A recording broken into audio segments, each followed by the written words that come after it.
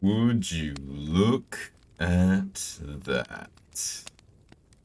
Seems our little human has finally decided to join the world of the living again. Did you find your strength again, dearie? It must have been quite an eventful night for you, after all. Tell me, does your leg still feel sore? Surely it must hurt. Or perhaps you're more concerned with your neck. A bit of bruising is always to be expected. Besides the puncture marks, of course. I recommend you get used to that feeling. Though, humans never had a reputation for a particularly high pain tolerance. Perhaps I ought to be a bit more considerate of how fragile your kind's bodies are. And your minds on top of that. I wouldn't be surprised if you felt a bit disoriented, considering you've been unconscious for quite a while.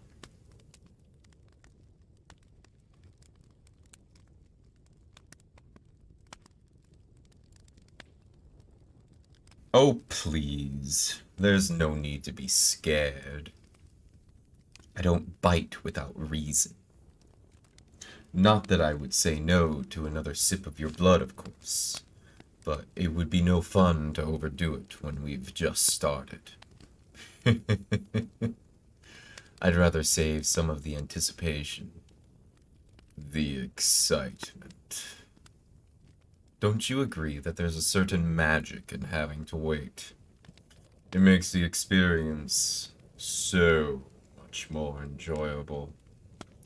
Imagine a child on Christmas Eve who simply can't wait to finally open their presents. All the wrapping paper, colorful bows, the warm lights. As tempting as it may be to tear the paper off right then and there, it's much more rewarding to wait for the right time. Much the same is true for me right now. Except, unlike some children, I'd hate to break my new toy so soon. After all, I consider you to be a rare gem, dearie. Not only did you find your way onto my territory, into my trap, you also taste heavenly. The delicate flavors complement each other so perfectly, like an expensive wine. I'd consider it a sin to waste even a drop of your blood, let alone your life.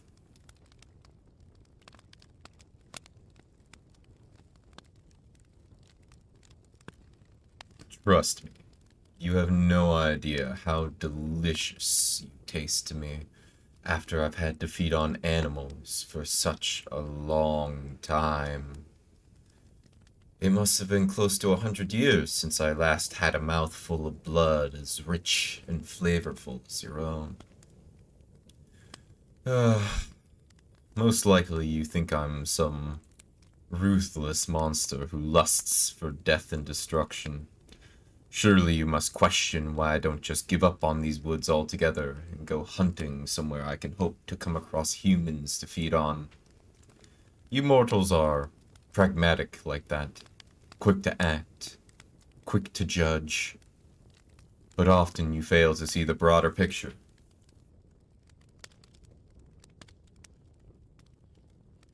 I certainly don't seek your approval, little human, but I expect you to behave and comply with my rules. I'd at least like to make an attempt to show you my perspective. Why I live the way I do. I've been isolated here for such a long time. I have little knowledge about the state of the world out there. As much as I would like to believe that peace has finally been established between vampires and humans, your reaction upon realizing what I am tells me all I need to know.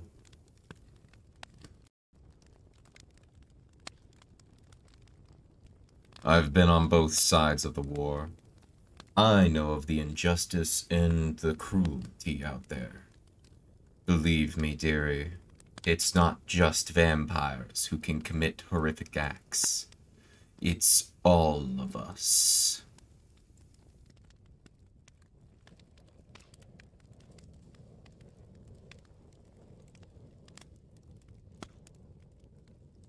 I've denied you my life story before, when it was clear you were merely trying to manipulate me. But there is a time and a place for reminiscing, and I believe it'll help you understand that I am no monster. Perhaps it will ease your nerves a bit to know about your captor, make you less prone to rash decisions and disobedience.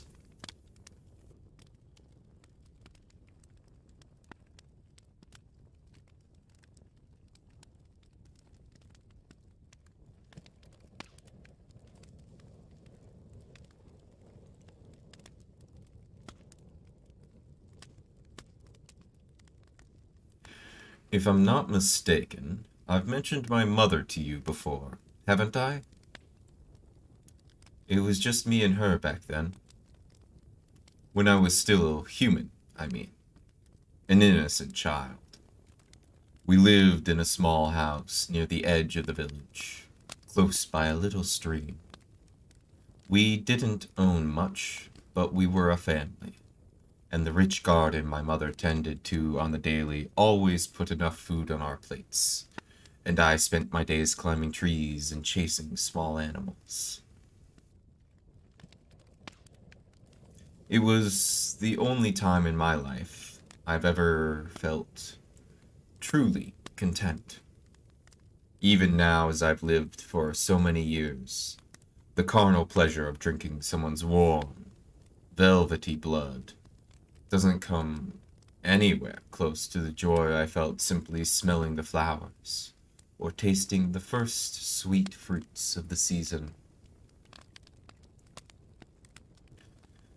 My mother was a wise woman. She always knew just what to do. The townsfolk respected her knowledge of the healing powers of all sorts of herbs. The ones who couldn't afford to call a doctor often came to us with whatever ailments were plaguing them. More often than not, my mother was able to help. You'd think someone as kind and generous as her would surely earn the favor and gratitude of her peers. But you see, her wisdom came to be her downfall, and mine by extension. A famine came around. Man and animals alike had to go hungry for weeks on end. In dire times, people tend to turn towards superstition. The townsfolk suspected witchcraft. And who else would the blame fall upon other than the one who possesses expertise in medicine? They accused my mother of cursing their fields and spoiling their crops. So they killed her, dragged her out of our house, onto the streets, and ended her life right before my eyes. And all I did was hide. Even then, as a child, I felt like a coward. I've blamed myself for her death for a long time. Told myself, if I couldn't have saved her, I at least should have died that day as well. But obviously it never came to that. For better or for worse, I haven't yet decided. With my mother gone, all that was left was for me to run. So I ran. As far as my legs would carry me. I didn't know where I was going. I just wanted to put as much distance as possible between myself and the horrors I had seen that day. I left behind her body, the home I grew up in, and along with it, all the beautiful memories that had now been tainted with her blood. I don't remember how long I traveled for, but eventually I came across a town. It was much bigger and more lively than the environment I was used to. Crowded enough to stay anonymous and keep myself fed by stealing a watch here, a bracelet there. I didn't enjoy being a thief. My mother had taught me better than that. But it was the only way to survive. Over time, I became more comfortable, settled into my new life. The dark alleys of the city, far away from all the crowds and noise, became my new home. For years, I was blissfully unaware of who I was sharing my home with, until it was too late. While I knew of the existence of vampires, their number and preferred hunting grounds were largely unknown back then. As I understand now, they had been roaming the streets of that particular town for quite a while. Just like myself, they enjoyed the anonymity of the crowds, the ability to simply take what they needed and vanish.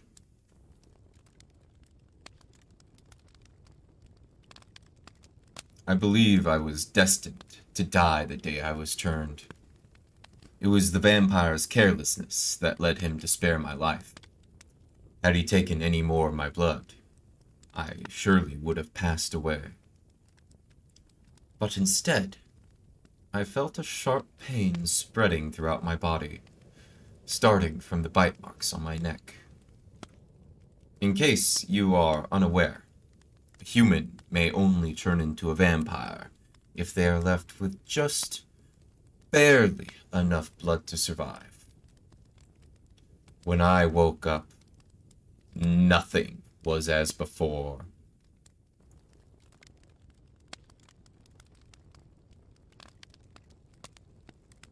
It is customary for a newly churned vampire to receive guidance from the one responsible for their doom. After all, it is no small task to keep a constant craving for blood under control, to not draw attention to yourself and your kin, to not let the monster you've become control you. However, I was never afforded the privilege of being taken in by my master. Even after I approached him, begged him to teach me, he couldn't care less about what he had done to me. I am not proud of the times that followed. I lost control over my hunger, gave in to any little craving, took the lives of so many innocent people. Bloodlust is a curious thing, dearie. Not only does it make you lose control in the moment, it's also an excellent excuse to justify your actions, to drown out any feelings of guilt that might arise when you hold yet another lifeless body in your arms.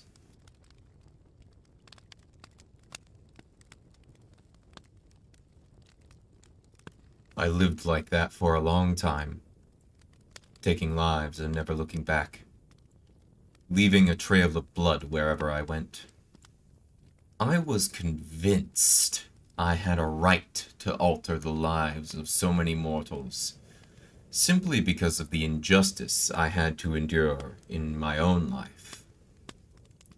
As I know now, I was gravely mistaken.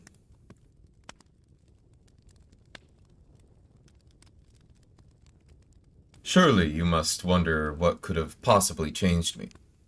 What could have possibly convinced a bloodthirsty monster to live deep inside of a forest, almost as dangerous as itself? Even thinking about that night stirs up emotions vampires should be incapable of. I don't remember much of how the night began. The bloodlust drowned out any sensation but the rich, downy blood I felt on my tongue. Suddenly, the crimson-red fog in my mind lifted, and I found myself locking eyes with a small boy cowering in the bushes, my fangs still buried in the flesh of the man before me. The way he was shivering, the look of pure desperation in his eyes, it brought back some of the sanity I thought I had lost forever. And for the first time in years, I realized I was tearing apart families, killing daughters, fathers, loved ones. I'd become just as cruel as the monsters who had taken my mother from me. But I knew it was too late to save the boy's father. He would have never survived to live as a human. If I had stopped drinking his blood right there and then, surely he would have churned. But at what cost? Under no circumstances would I have been a suitable mentor, as I myself was barely clinging to the last bit of humanity that was still intact within me. So to turn this man into another vampire without a master, roaming the streets, possibly taking his own son's life as his first meal, I had to kill him. For the first and only time I consciously ended someone's life, I drank every last drop of his blood, and all the while I couldn't bring myself to take my eyes off of that frightened little boy. I wasn't blinded by thirst. The bloodlust hadn't clouded my judgment. My only excuse, my only way of justifying what happened is the thought that this was the best possible outcome. I tell myself that it was for the better, for the boy's sake, the greater good. And yet, I find myself thinking about him to this day. I wonder what had become of him, what his life was like. I am certain he must have passed away by now, but I sincerely hope it was his old age that took him.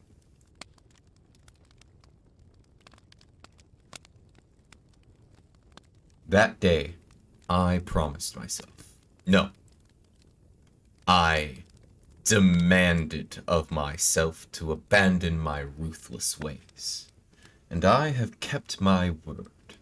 I have lived deep inside this forest ever since. I feed on animals. I keep away from humanity. Until you came along, that is. You see, dearie, you've made me lose my composure. Unburied some dark traits I thought I had left behind long ago.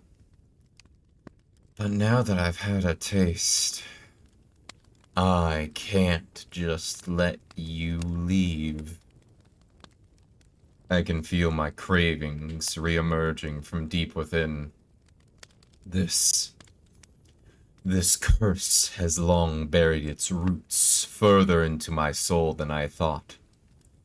Until I find a way to deal with it once and for all, you'll be my way of keeping it under control, whether you like it or not.